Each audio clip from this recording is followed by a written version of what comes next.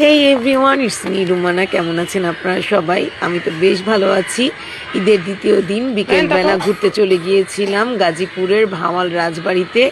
এটি গাজীপুরের জয়দেবপুরে অবস্থিত। তো এই জায়গাটা আমার ভীষণ পছন্দের। আপনারা হয়তো অনেকেই চিনে থাকবেন ভাওয়াল রাজার বাড়ি এটা। ওনাকে অনেকে সন্ন্যাসী রাজাও বলে থাকেন। আজকে আমি রাজবাড়িতে কাটানো সুন্দর মুহূর্ত আপনাদের সাথে শেয়ার করব। সেই সাথে ভাওয়াল রাজবাড়ির কিছু ঐতিহ্যবাহী স্পট এবং কিছু ঐতিহাসিক গাছ আপনাদের সাথে শেয়ার করব। আমার ভিডিওর সাথেই থাকবেন। এই যে আমার ক্যামেরাম্যান, আমার হাজবেন্ড বসে বসে গেম খেলছিল, তো আমিও তাকে বোঝালাম, ভিডিও করতে বলছিলাম, আমার বাচ্চাকে হাসতে বলছিলাম, কিন্তু তার একবারই হাসির মুড ছিল না, সে একটু মন খারাপ ছিল। যাই হোক, পরে আমরা ঘোরাঘুরি শুরু করে দেই। এই যে দেখুন, এই যে বিশাল গাছটি, এটা একটা আম গাছ। আমার মনে হয় অনেক প্রাচীন, কারণ যেই পরিমাণ মোটা, আমার মনে হয় এটা অনেক প্রাচীন গাছ। তো গাছটাতে অনেক আম ছিল, কিন্তু পাখিতে খেয়ে নিচে ফেলে রেখে দিয়েছিল। যাই হোক, আমার গাছটার যেই পরিমাণ মানে মোটা, তাতে মনে হলো এটা রাজার লাগানো গাছই হতে পারে, বা রাজবাড়ির অনেক প্রাচীন একটা গাছ হতে পারে। এরপরেই দেখুন এই যে বিশাল গাছটা, এই গাছটাও কিন্তু ঐতিহ্যবাহী, মানে রাজার একটা ঐতিহ্য বহন করে। এটি খুবই রেয়ার একটা গাছ, অনেকেই চিনে থাকবেন, আবার অনেকেই চেনেন না। এটা হচ্ছে নাগলিঙ্গম গাছ। এই যে এর আগেও আমি এখানে এসেছিলাম, কিন্তু এত ফুল কখনোই আমি দেখতে পাইনি। আজ এসে দেখলাম একবারে ফুলে ফুলে চারপাশটা ভরে আছে, আর কি সুন্দর মিষ্টি গন্ধ। এই যে নাগলিঙ্গম গাছ, এটার নাম নাগলিঙ্গম কেন? কারণ এটার ফুলটা অনেকটা দেখতে সাপের ফনার মতো। আর এই যে গাছটা দেখতে পাচ্ছেন, গাছের মধ্যে যে গোলাকৃতির ছোট ছোট ফল, এগুলো আরো বড় হয়, ঠিক ফুটবলের মতো হয়ে যায়। তো রাজা নাকি এই গাছের ফল তার হাতিকে খাওয়াতো, এই কারণেই এই গাছটি লাগানো হয়েছে।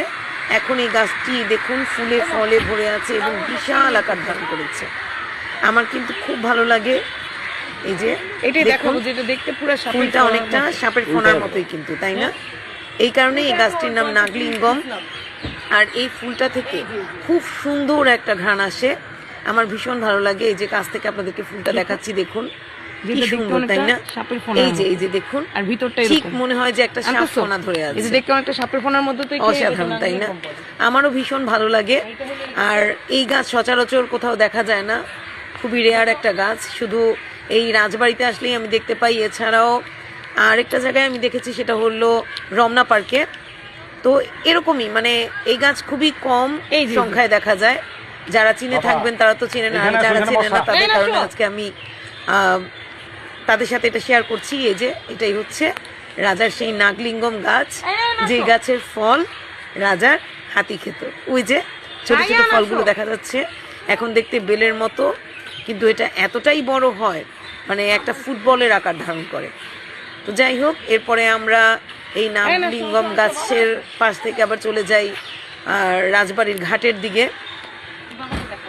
এই যে আমি আমার ছেলেকে নিয়ে চলে যাচ্ছি, ও এনজয় করছিল এই মুহূর্তটা। আসলে ঘুরতে আসার জন্য এটা একটা বেস্ট প্লেস। আপনি আপনার পরিবারকে নিয়ে যদি এখানে ঘুরতে চলে আসেন, আপনার মন ভালো হয়ে যাবে। তো নিরিবিলি ছিল চারপাশটা। এই যে আমার ছেলেও দেখাচ্ছে, অসাধারণ একটি ফুল দেখুন। এই যে খুব ভালো লাগছিল, আশপাশটাও ছায়াযুক্ত ছিল, গরম একবারই ছিল না, ভালো লাগছিল আমার। এখানে অনেকেই তার পরিবারকে নিয়ে ঘুরতে চলে এসেছিল, আমরাও ঘুরছিলাম। এরপরে রাজবাড়ির ঘাটের দিকে এগোনো শুরু করি, কিন্তু দুঃখের বিষয় হলো ঘাটটা বন্ধ ছিল, না হলে আপনাদেরকে পুকুরটা দেখাতে পারতাম। এই যে দেখুন, আমাদের মতো অনেক মানুষই এখানে ঘুরতে চলে এসেছে। তো এই যে আমি আমার বাচ্চাকে নিয়ে চলে আসছি, যেহেতু পুকুর ঘাটটা বন্ধ, তো ভাবলাম যে একটু রাজবাড়ির ভেতরটাও ঘুরে আসি। তো আমার ছেলে রায়ানকে নিয়ে হাঁটছিলাম।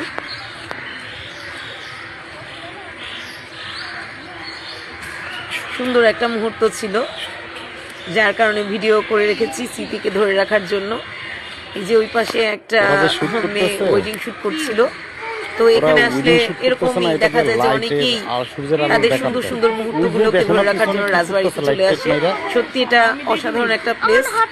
একটা সময় কত মানুষের সমাগম ছিল, তাই না? একটা রাজার বাড়ি ছিল, এখনো সেই স্মৃতি ধারণ করে আছে। দেখুন, ভারত রাজা সম্পর্কে হয়তো আপনারা অনেকেই জানেন। সন্ন্যাসী রাজা বলা হয় তাকে। তাকে যতটুকু আমি জানি যে সে ডাক্তার তাকে মৃত ঘোষণা করার পরেও তাকে নাকি শ্মশানে নিয়ে যাওয়া হয়, কিন্তু সেখান থেকে সে উধাও হয়ে যায়। এরপরে অনেক বছর পর রাজা জীবিত অবস্থায় আবার এই রাজবাড়িতে ফিরে আসে। এছাড়াও আপনারা ভাওয়াল রাজা সম্পর্কে যদি মানে গুগলে সার্চ দেন তাহলে তার জীবনী সম্পর্কে জানতে পারবেন। এই যে বাড়িটা তার অসাধারণ। এখন পুরোটাই আসলে অফিস, এই রুম না, কিন্তু বন্ধের দিন থাকার কারণে বন্ধ ছিল। এখন পুরো রাজবাড়িটাকেই অফিস হিসেবে ব্যবহার করা হয়। তো আমরা এই যে রাজবাড়ির ভেতরে ঢুকলাম, এই ভেতরটাও আপনাদেরকে দেখাচ্ছি। এই যে প্রত্যেকটা তালা বন্ধ ঘর, তো প্রত্যেকটাতেই এখন অফিস রুম, সরকারি অফিস হিসেবে এখানে কাজ করে। বন্ধের দিন বলে একটু নিরিবিলি ছিল। আমাদের মতো অনেক পর্যটকরাই এসেছিল এখানে ঘুরতে। এই যে এখন আসছি আমরা রাজবাড়ির পেছনের সাইডে, এটাও আপনাদেরকে দেখাবো। আমার জানা মতে এই যে রাজবাড়ির পেছনের যে অংশটা, এই যে নামবো আমরা এখন এখানে। তো এখানে সম্ভবত আমি যতটুকু শুনেছি যে এখানে রাজা তার যে বাইজিরা ছিল সেরকম একটা মানে নাচার একটা জায়গা ছিল, মানে সঠিক বলতে পারতেছি না। যাই হোক, যেখানে মানে বাইজিরা নাচ করতো সেই অংশটাই নাকি এটা। তো এই যে চারপাশটা দেখুন, এই যে রাজবাড়ির চারপাশটা দেখুন, অনেক সুন্দর সুন্দর গাছ। এই যে বিশাল বড় একটা কদম গাছ। তো আমি থমকে গিয়েছিলাম একটা কামিনী গাছ দেখে। তো গাছটাতে ভরা ছিল ফুলে ফুলে। আর এই যে রাজবাড়ির চারপাশটা আপনাদেরকে দেখাচ্ছি, এই যে কামিনী গাছটা খুব সুন্দর মিষ্টি ফুলের ঘ্রাণ আসছিল। তো আমারও খুব ভালো লাগছিল। বিশাল বড় একটা কামিনী গাছ। এই রাজবাড়িতে আসলেই প্রাচীন অনেক গাছ দেখা যায়। সচরাচর এত গাছ কোথাও দেখা যায় না। আমি প্রকৃতি প্রেমী, যার কারণে আমার প্রকৃতির সৌন্দর্য যেখানেই পাই সেটাই আমার ভালো লাগে। তো এই গাছের নিচে দাঁড়িয়ে গাছের ফুলের সৌন্দর্য উপভোগ করছিলাম কিছুক্ষণ। আমার ছেলেও হাঁটছিল। এরপরে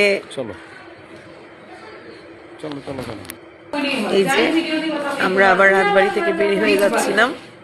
তো এরপরে আপনাদেরকে একটা অসাধারণ জায়গা দেখাবো, যেটা সম্পর্কে হয় অনেকেই জানেন, অনেকেই জানেন না। এই যে দেখুন, এই যে সিলগালা যে জায়গাটা দেখতে পাচ্ছেন, দেখুন সব জায়গায় কিন্তু রং করা বা কার্যক্রম চলে, বাট এই জায়গাটা দেখুন, একটু ভালো করে লক্ষ্য করুন। এটা পুরো সিলগালা। কেন জানেন? এখানে নাকি ভূত আছে।